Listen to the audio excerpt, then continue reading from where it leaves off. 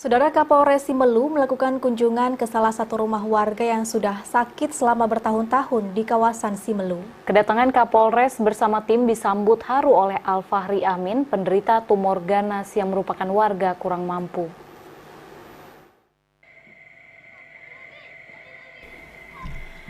Program Kue Surga Kapolda Aceh juga dilakukan oleh Polres Simelu, salah satunya dengan cara mengunjungi warga yang sedang membutuhkan bantuan.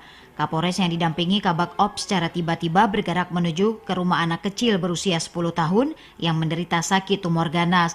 Setelah mendengar informasi dari masyarakat Simelu bahwa ada warganya yang sakit, kedatangan Kapolres Simelu AKBP Agung Surya Prabowo SIK beserta jajarannya ke tempat Al-Fahri Amin, penderita tumor ganas Desa Air Dingin, Kecamatan Simelu Timur, Kepulauan Simelu Aceh, disambut haru oleh kedua orang tuanya.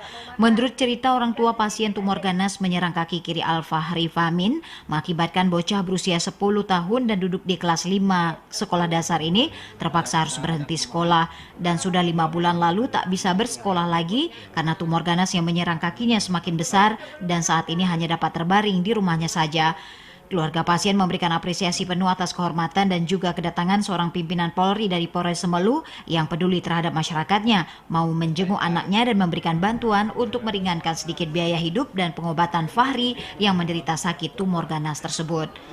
Tim Liputan TVRI Aceh melaporkan.